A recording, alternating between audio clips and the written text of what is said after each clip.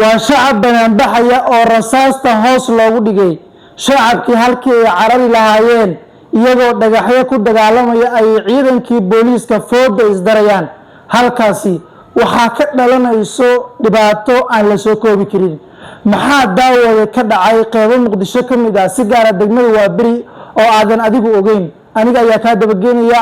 ka hor waxaan ka codsanayaa inaad muuqaalka like saarto, aragtida commentiga nagu wadaagto. waa muhiim inaad muuqaalkan gudbiso oo aad share gareyso, sababtoo ah shacabka sida loo dhibaateeyay ee sida loola dhaqmay waa kuwa loo baahan yahay inaan u damqano si madaxda ugu sareyso dalka ay dhacdadan u gaarto. fadlan muuqaalkan sii share garee.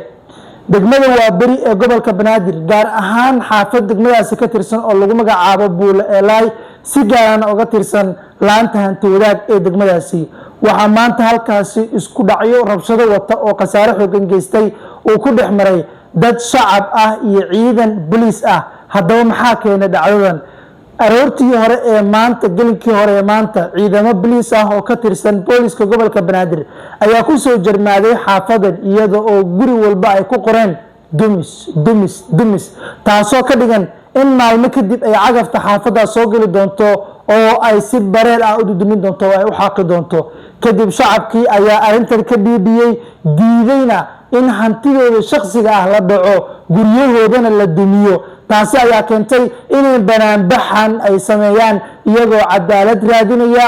isla markaa waxaa ka hor yimid ciidankii booliiska ahaa ee xaafadan loo soo diray. halkaasi waxaa iska hor imaad aan caadiyeyn oo ku dhex maray shacabkii iyo booliiskii xaafadaasi doonayay inay dumiyaan.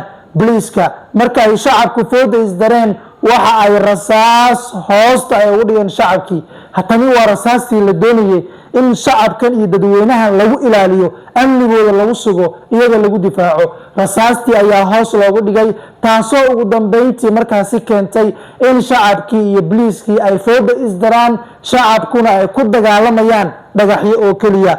daawade, waa muhiim inaad muuqaalkan share gareyso. fadlan fariintan gudbi. muuqaalkan waa fariin ku socota madaxda ugu sareysa dalka. like saar muuqaalka, aragtida commentiga nagu wadaag. ha isku fiirsan xanuunka ahna sugin inta uu ku soo rito. mala dhiban tahay oo ma isku aragtay madax xanuun soo noqnoqda, walwal ama murugo joogto ah, gariir ama tabardaro gacmaha iyo lugaha ah, suuxdin ama qalal joogto ah. caafimaadka neerfuhu waa furaha nolol caafimaad leh. Fiqi Hospital wuxuu ku diyaariyay dhakhtarka neerfaha iyo dhimirka oo diyaar u ah inuu ku baaro, qiimeeyo xaaladaada, isla markaana ku dabiibo. maanta booqo Fiqi Hospital ama kala xiriir lambarada shaashada kaaga muuqda.